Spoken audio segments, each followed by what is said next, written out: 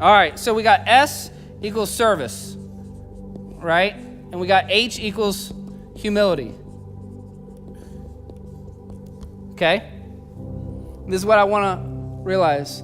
Service plus humility, it equals joy. And this fuels you. Okay? Service plus humility equals joy, it fuels you. Service minus humility, it equals cynicism. And this drains you. You might be thinking, isn't every time you serve, don't you automatically have humility? No.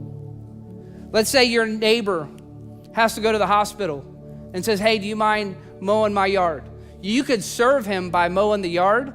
And as you're mowing the yard, you could think to yourself, man, he's got plenty of money. Why doesn't he hire somebody to do this? You could think to yourself, doesn't he have grown-up kids that can easily be doing this? That's you serving without humility. And you know what that does when you're mowing? It drains you. It's a drag because you become a cynic. You're a pessimist. You're negative. And this is what I know about every cynic that I meet. I'm not cynical. I'm just telling it like it is. Okay, you're a cynic. But when you serve and you have humility, it always equals joy. And joy fuels you. So what that looks like is you're mowing the lawn, and instead of thinking those negative thoughts, you're mowing the lawn and you're thinking, man, I'm so glad they didn't waste money on hiring somebody when I could easily do this. Man, I'm so glad that the kids don't have to spend time doing this, that they can spend time at the hospital, that it's not one more burden they have to bear, and it comes out as joy. And so if you're looking and you're saying, hey, how do I get more joy in my life? You start serving and you have humility, and that equals joy, and it fuels you. Maybe you're run down, maybe you're drained. What do? You start serving and you do it with humility. And there's this idea, and it kind of, if you're a cynic in here, anytime you hear some of these conversations from the stage, you have the same thing. You're like, oh, there the church goes again. They're just asking something from me. They just want me this. Listen, I need to tell you something very clearly. We don't need you. We don't. This community, Central Florida, does not need Dustin Agard. What it needs more of Jesus. But you know what you need? You need more joy. And how do you get that? By serving in humility. And that's how you get it. So whenever we're talking about serving, whenever we're talking about rooted or getting plugged into a community, it's not what do we want from you, it's what do we want for you.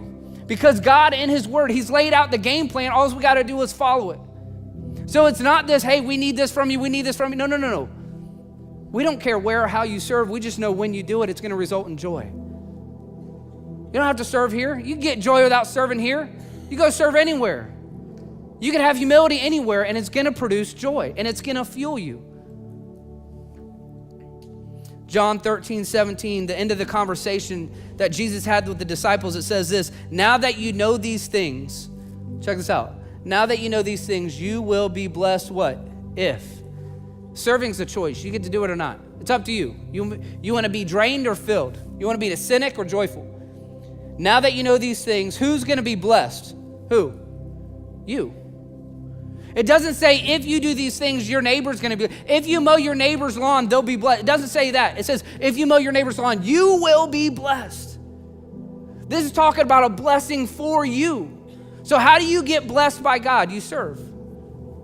You have humility. And God says, I'm going to put a blessing in you when you begin to do that.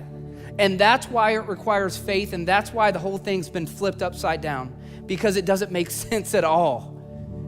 It doesn't add up, but that's what Jesus did.